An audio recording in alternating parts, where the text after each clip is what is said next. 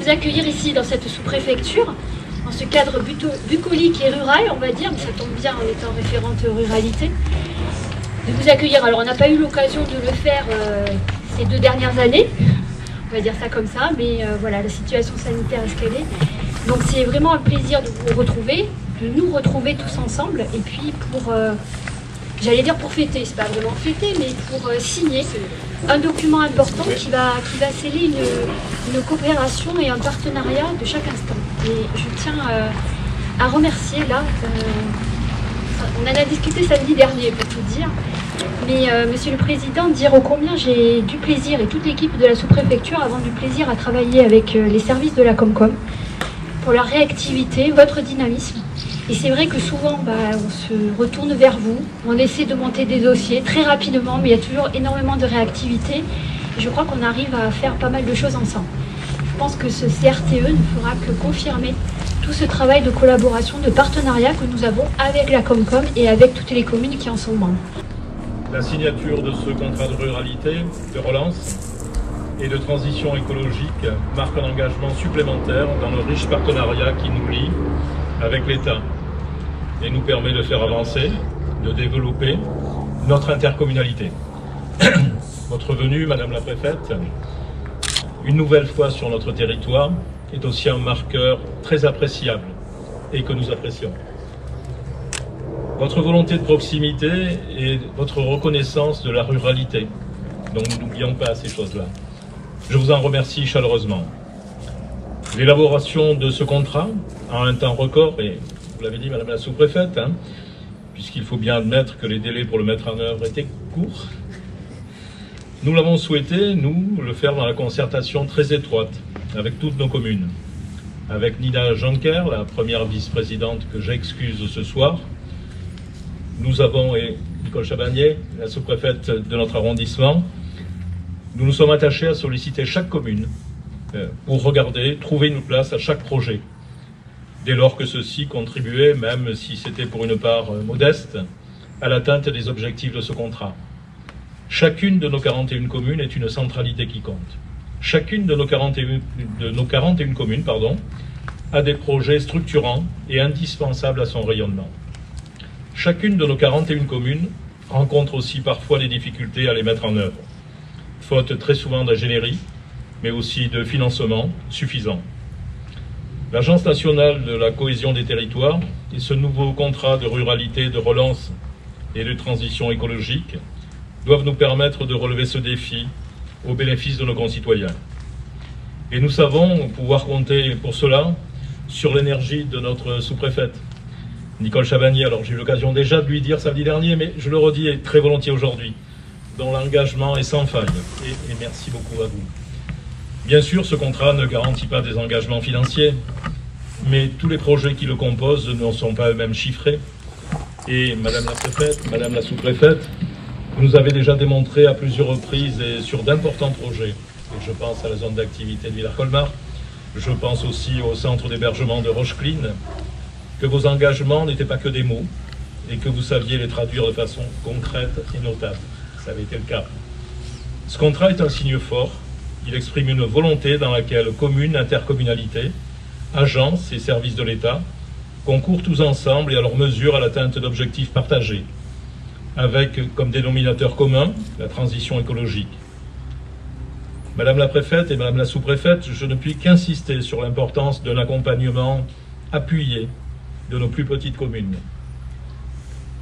Il faut insister, je ne puis qu'insister sur l'importance de l'accompagnement, car les taux de financement de 60 ou 70% souvent ne sont pas suffisants pour permettre de voir se réaliser les projets.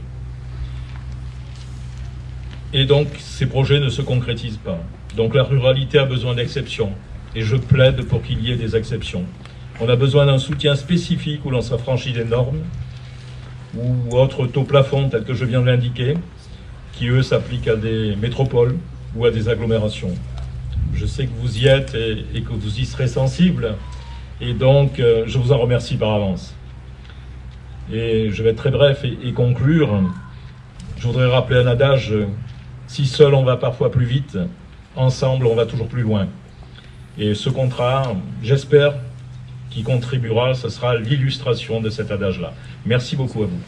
Un plaisir d'être ici, sur le territoire de cette communauté de communes, dont je ne connais encore qu'une partie, et je le confirme en faisant la rencontre pour la première fois aujourd'hui, après 10 mois dans ce département, avec plusieurs d'entre vous, mesdames et messieurs les maires, et donc j'espère pouvoir compléter avec vous, Monsieur le Président, avec vous, ma chère Nicole, la tournée de ce territoire qui est à la fois attachant et ambitieux. Et c'est sous ce sigle de l'ambition que je place le contrat que nous signons ce soir. Alors, vous l'avez présenté, Monsieur le Président, et vous avez souligné la méthode, celle d'un partenariat entre l'État et les collectivités locales, celle de la concertation, puisque si c'est entre l'État et l'intercommunalité que ce contrat est signé ce soir, l'objectif de l'État, partagé avec vous, Monsieur le Président, qui avait toujours à cœur que chacune des 41 communes, quelle que soit sa taille, quelle que soit la taille du projet, puisse trouver sa place dans ce contrat. C'est bien à cela que nous espérons parvenir ce soir. Que chacune et chacun d'entre vous puisse se reconnaître dans ce contrat. Et donc ce contrat, ça n'est ni un début, ni une fin. J'y insiste. C'est un moment très important pour nous, État, et j'espère très important pour vous, élus et partenaires. C'est pas un début, puisqu'au contraire, ce contrat vient s'enraciner dans un partenariat qui est déjà bien ancré entre l'État et les collectivités que vous représentez, que vous dirigez. Vous aviez un contrat de ruralité. Donc, ce soir, nous signons un contrat de ruralité, de relance et de transition écologique. On ne fait pas table rase du passé. On s'appuie dessus et sur ses acquis. Ensuite, vous avez, ces derniers mois, également travaillé à d'autres dispositifs. Petite ville de demain. Castellane, Anote, Saint-André-les-Alpes, 3 sur 11 dans le département. Initialement 3 sur 9. C'est dire l'importance que l'État met sur votre territoire à pouvoir concentrer notre soutien en ingénierie. Vous l'avez dit, Monsieur le Président, on en a parfaitement conscience avec les équipes de l'État, soit l'équipe de sous-préfet, la direction départementale des territoires qui apporte un soutien en ingénierie très conséquent aux collectivités du département. On a besoin de soutien en ingénierie à votre bénéfice. L'Agence nationale de cohésion des territoires, d'ailleurs, vous avez mentionné, et je vous remercie de l'avoir cité, on essaye de lui donner un contenu très concret auprès de vous, collectivités locales. Elle apporte aussi ça auprès de vous. Et l'agenda rural que pilote Nicole Chabagnier, je le remercie, prévoit aussi des dispositifs qui vous permettent, collectivités rurales, d'avoir des soutiens en ingénierie. Quelque chose qu'on a sous-estimé pendant des années et qui, enfin, trouve à se concrétiser à travers des dispositifs auxquels vous pouvez avoir recours. On continuera de vous donner l'information sur ce dispositif et puis on espère vous convaincre quand vous saurez les mobiliser, quand on saura vous accompagner vers elles ou vers eux, vers ces dispositifs, que vraiment ils sont faits pour vous. Petite ville de demain, le contrat de ruralité, puis on avait l'AMI Centre-Bourg, sur le maire de Castellane. 2 fois Castellane. Et donc ces dispositifs-là, c'est ce qu'on essaie de reprendre, c'est ce qu'on reprend avec vous dans ce contrat que nous signons ce soir. Évidemment, si c'était juste pour reprendre ce qui existe déjà, vous me direz, mais à quoi ça sert? Mais ça sert évidemment à compléter tout ça, pour se projeter dans l'avenir. Il y a 2 grandes ambitions dans ces contrats de ruralité, de relance et de transition écologique. Il y a la relance. La relance, c'est vraiment maintenant. C'est vraiment maintenant. Nous commençons à sortir de la crise sanitaire. Vous avez mis un pupitre en bois, donc je le serre fort, ma chère Nicole. Voilà, on va tous faire en sorte, dans nos différentes responsabilités, de faire en sorte qu'on sorte vraiment de la crise. Mais la relance, il faut la faire maintenant. Parce que nos entreprises, nos territoires, c'est maintenant qu'ils ont besoin qu'on remplisse leur carnet de commandes. Et on a vu avec cette fantastique maison de pays qu'on vient de visiter, la qualité des artisans et des entrepreneurs qu'on a sur ce territoire, ces pépites. C'est aussi pour eux qu'il faut qu'on fasse la relance. Donc la relance, c'est maintenant. Vous la connaissez, vous connaissez les 100 milliards d'euros qui se répartissent en 3 axes. Je ne vais pas évidemment tous les reprendre.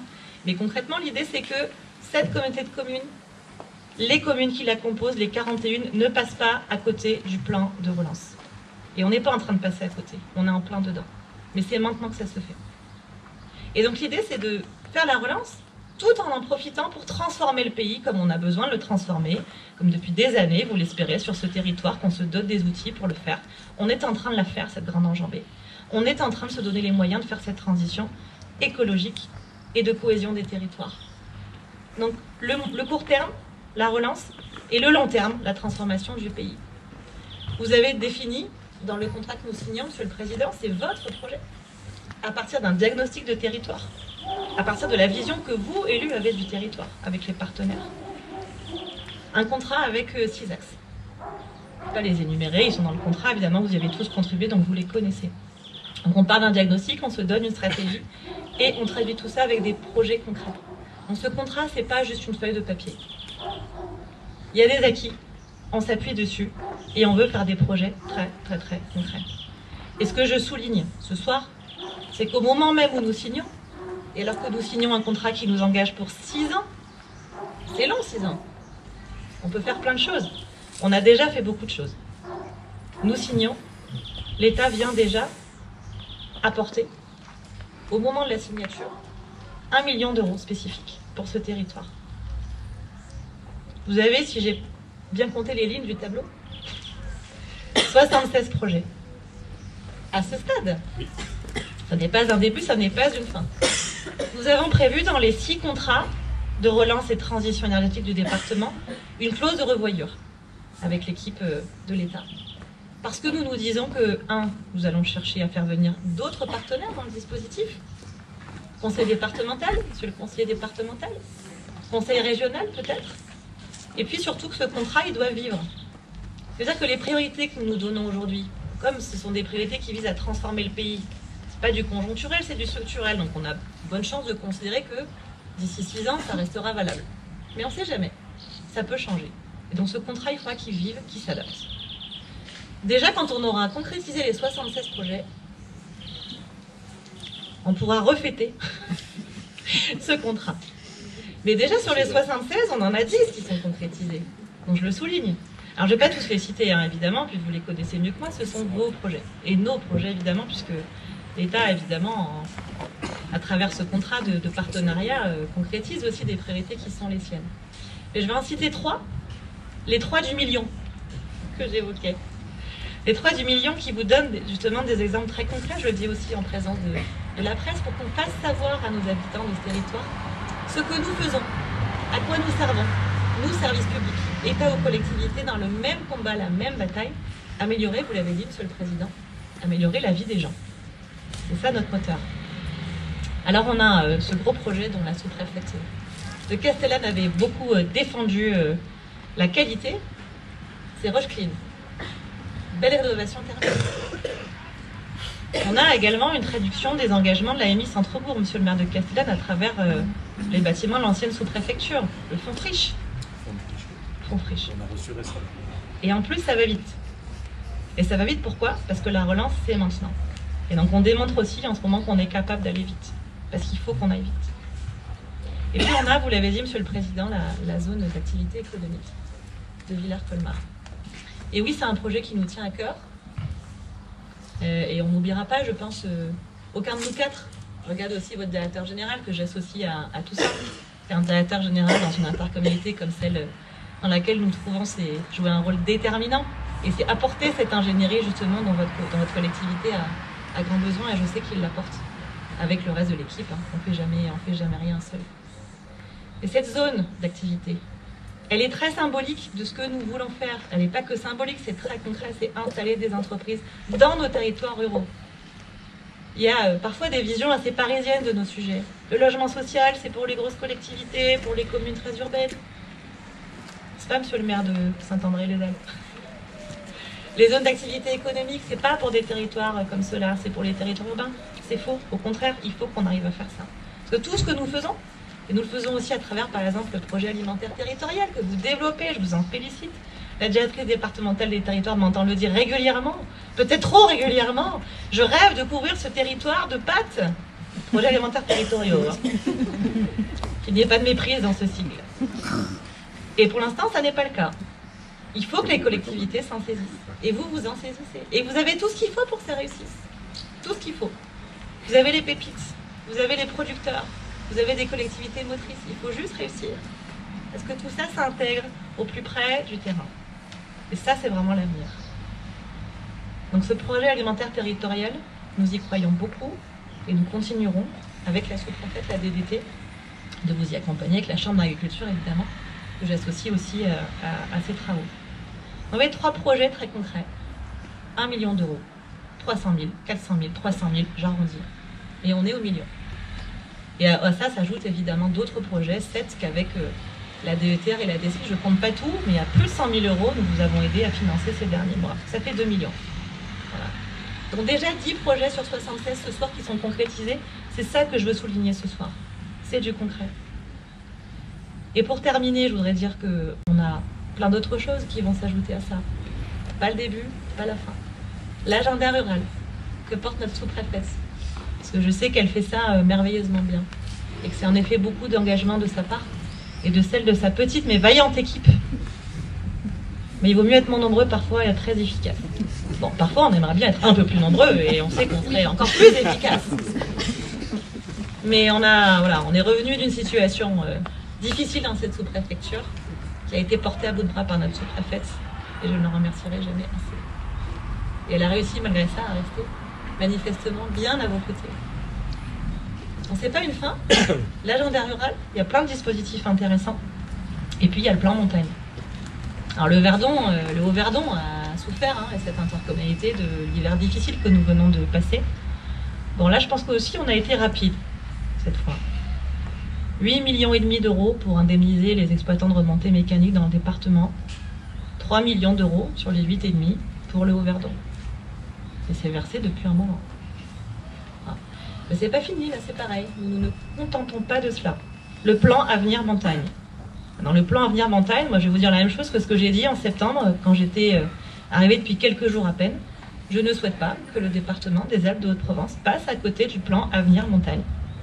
Donc à nous de nous organiser avec l'équipe de sous-préfet, le sous-préfète barcelonais, qui est référent montagne dans le département, pour faire en sorte que votre intercommunalité, vos communes, vos projets bénéficient aussi de ce plan Avenir Montagne. Parce que c'est aussi l'une des marques de fabrique de ce territoire et c'est aussi son avenir. Alors pour terminer, si on arrive à tout ça ce soir, et si on va arriver à tout ça demain, c'est parce que vous l'avez dit, on fait ça ensemble. Commune, intercommunalité. Les intercos ensemble aussi, parfois. État, collectivité locale. Et les partenaires consulaires. Et tous les autres acteurs qui nous aident à faire ça. Nos opérateurs de l'État. Dans les financements que je mentionnais, on a l'ADEME. L'ADEME, c'est un opérateur de l'État. Je le souligne parce que parfois on pense que c'est le conseil régional. Non, c'est bien l'État. Et il est à vos côtés et c'est important. Donc on fait tout ça ensemble si on est solidaire.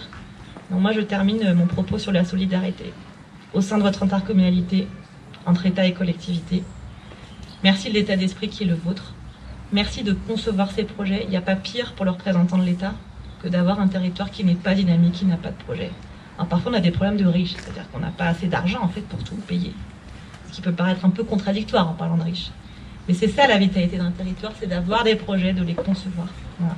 Je remercie votre sous-préfète pour l'énorme travail produit par elle et par l'équipe à vos côtés.